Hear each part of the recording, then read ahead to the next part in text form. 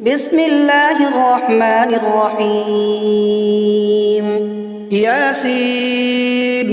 والقرآن الحكيم إنك لمن المرسلين على صراط مستقيم تنزيل العزيز الرحيم لتنذر قوما ما أنذر آباؤهم فهم غافلون لقد حق القول على أكثرهم فهم لا يؤمنون إنا جعلنا في أعناقهم أغلالا فهي إلى الأذقان فهم مقمحون وجعلنا من بين أيديهم سدا ومن خلفهم سدا فأغشيناهم فهم لا يبصرون وسواء عليهم أأنذرتهم أم لم تنذرهم لا يؤمنون إنما تنذر من اتبع الذكر وخشي الرحمن بالغيب فبشره بمغفرة وأجر كريم إنا نحن نحيي الموتى ونكتب ما قدموا وآثارهم وكل شيء أحصيناه في إمام مبين واضرب لهم مثلا أصحاب القرية إذ جاءها المرسلون إذ أرسلنا إليهم اثنين فكذبوهما فعززنا بثالث فقالوا إنا إليكم مرسلون قالوا ما أنتم إلا بشر مثلنا وما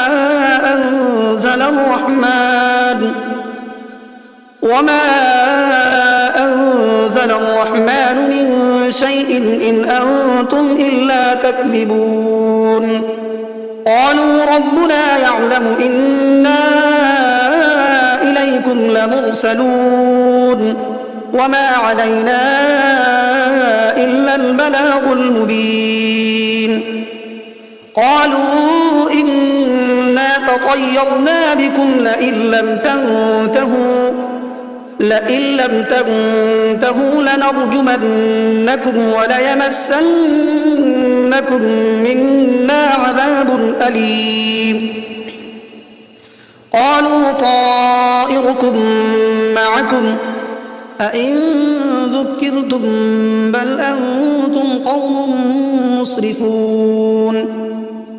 وجاء من أقصى المدينة رجل يسعى قال يا قوم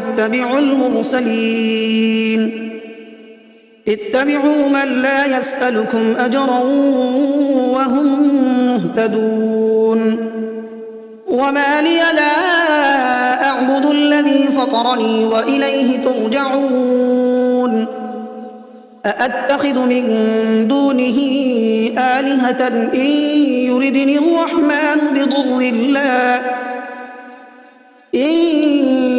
الرحمن بضر لا تغن عني شفاعتهم شيئا ولا ينقذون إني إذا لفي ضلال مبين إني آمنت بربكم فاسمعون قيل ادخل الجنة قال يا ليت قومي يعلمون بما غفر لي ربي وجعلني من المكرمين وما أنزلنا على قومه من بعده من جند من السماء وما كنا منزلين إن كانت إلا صيحة واحدة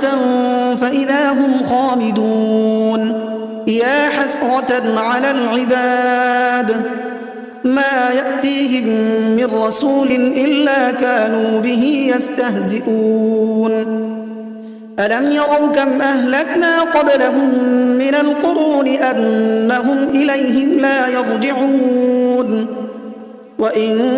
كل لما جميع لدينا محضرون وآية لهم الأرض الميتة أحييناها وأخرجنا منها حبا فمنه يأكلون وجعلنا فيها جنات من نخيل وأعناب وفجرنا فيها من العيون ليأكلوا من ثمره وما عملته أيديهم أفلا يشكرون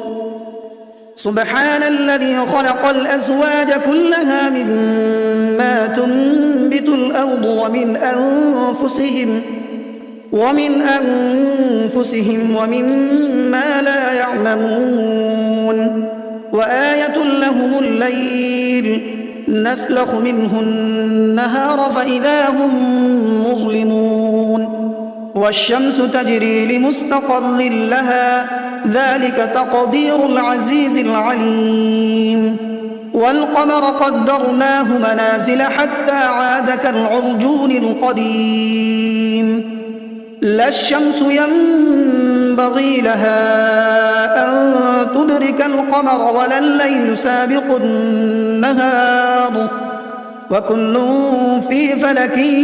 يسبحون وآية لهم أنا حملنا ذريتهم في الفلك المشحون وخلقنا لهم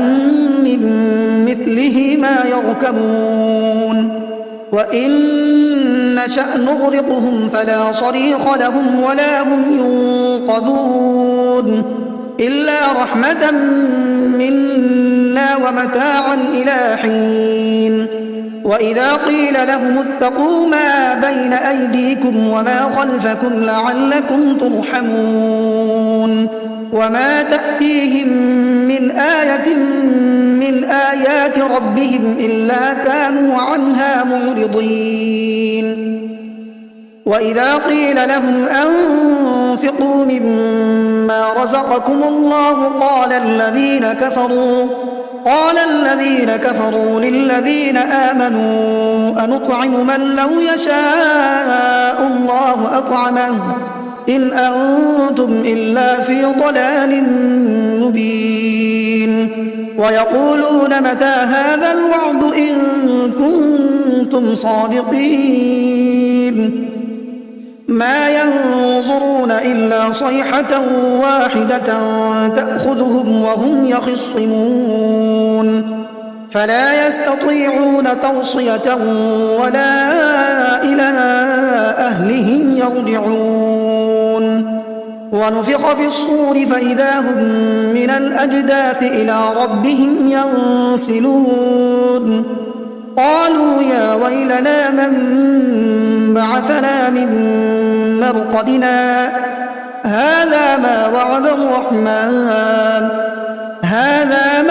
الرحمن وصدق المرسلون إن كانت إلا صيحة واحدة فإذا هم جميع لدينا محضرون فاليوم لا تظلم نفس شيئا ولا تجزون إلا ما كنتم تعملون إن أصحاب الجنة اليوم في شغل فاكهون هم وأزواجهم في ظلال على الأرائك متكئون لهم فيها فاكهة ولهم ما يدعون سلام قولا من رب رحيم وامتازوا اليوم أيها المجرمون ألم أعهد إليكم يا بني آدم ألا تعبدوا الشيطان إنه لكم عدو مبين وأن اعبدوني هذا صراط مستقيم ولقد أضل منكم جبلا كثيرا أفلم تكونوا تعقلون هذه جهنم التي كنتم توعدون اصلوها اليوم بما كنتم تكفرون اليوم نختم على أفواههم وتكلمنا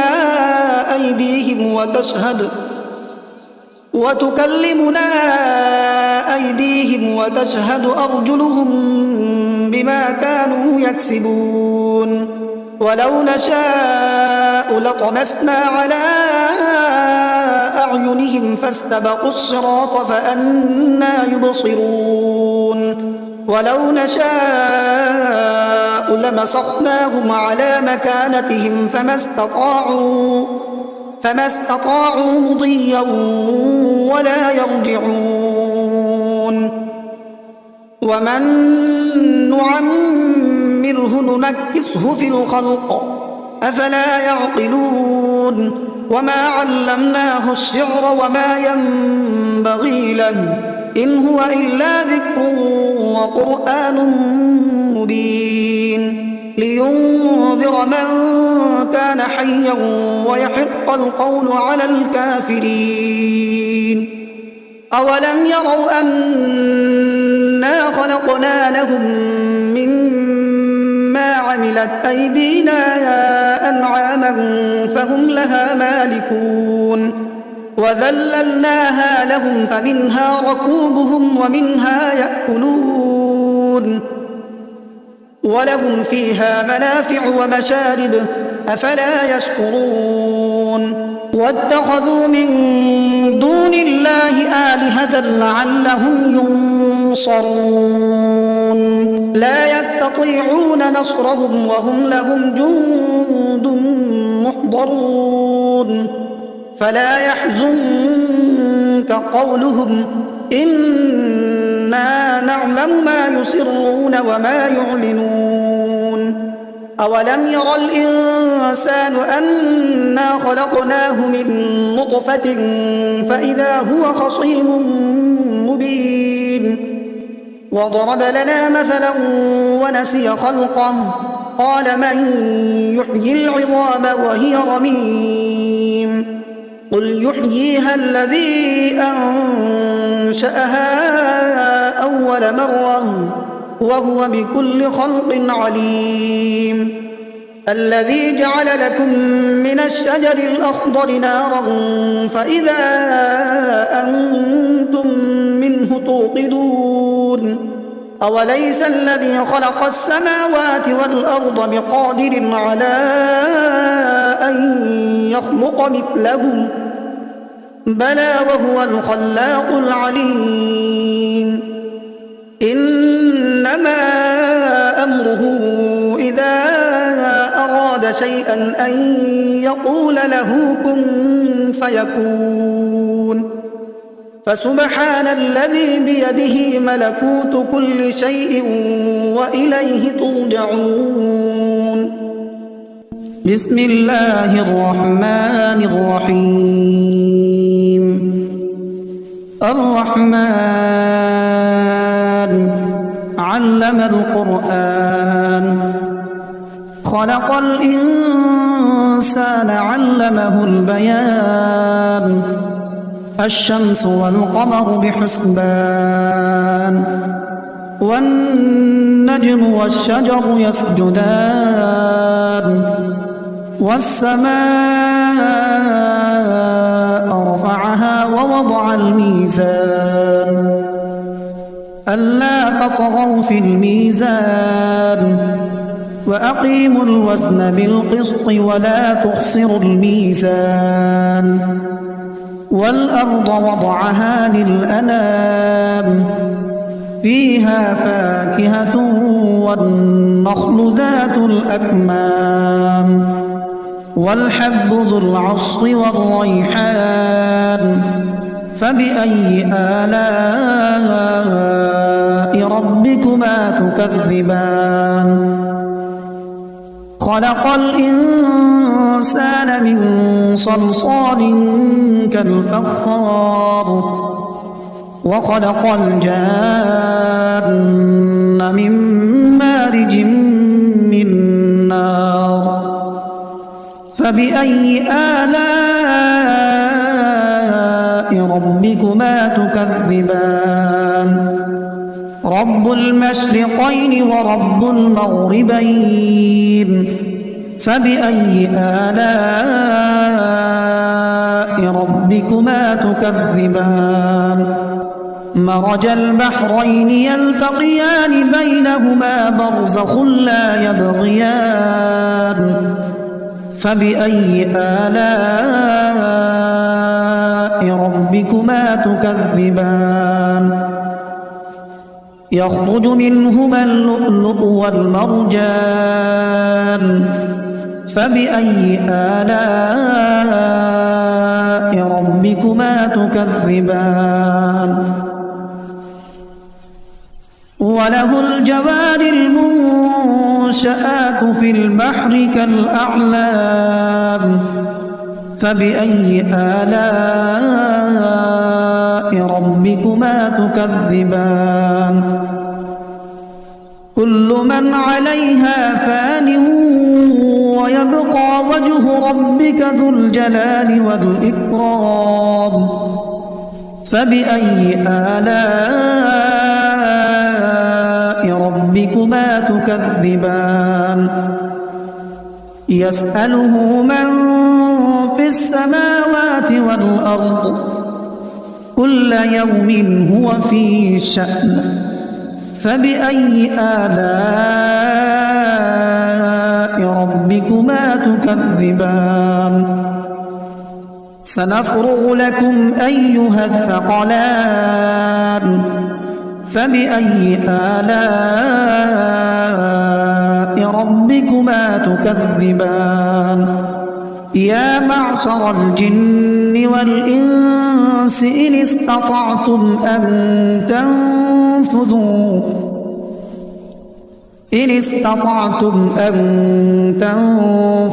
من أقطار السماوات والأرض فانفذوا لا تنفذون إلا بسلطان فبأي آلاء ربكما تكذبان يرسل عليكما شواظ من نار ونحاس فلا تنتصران فبأي آلاء ربكما تكذبان فإذا انشقت السماء فكانت وردة كالدهان فبأي آلاء ربكما تكذبان فيومئذ لا يسأل عن ذنبه إنس ولا جان فبأي آلاء ربكما تكذبان يعرف المجرمون بسيماهم فيؤخذ بالنواصي والأقدام فبأي آلاء ربكما تكذبان هذه جهنم التي يكذب بها المجرمون يطوفون بينها وبين حميم آن فبأي آلاء ربكما تكذبان ولمن خاف مقام ربه جنتان فبأي آلاء ربكما تكذبان ذواتا أفنان فبأي آلاء ربكما تكذبان فيهما عينان تجريان فبأي آلاء ربكما تكذبان متكئين على فرش بطائنها من استبرق وجنى الجنتين دان فبأي آلاء ربكما تكذبان فيهن قاصرات الطرف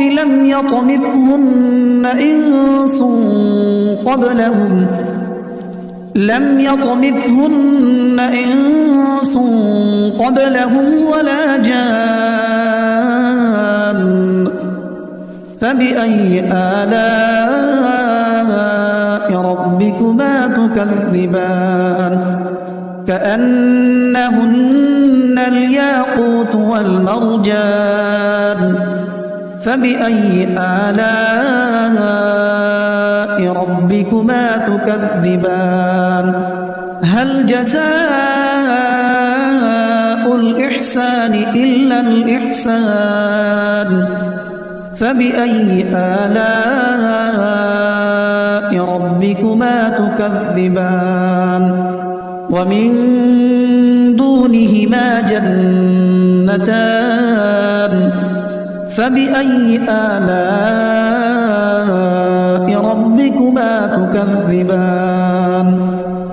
مدهامتان فبأي آلاء ربكما تكذبان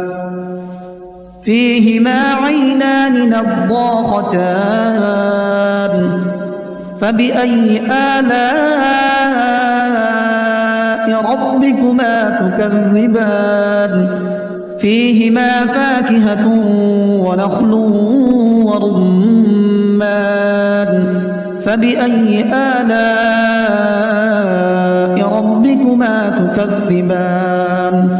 فيهن خيرات حسان فبأي آلاء ربكما تكذبان حور مقصورات في الخيام فبأي آلاء ربكما تكذبان لم يطمثهن إنس قبلهم ولا جان فبأي آلاء ربكما تكذبان متكئين على رفرف خضر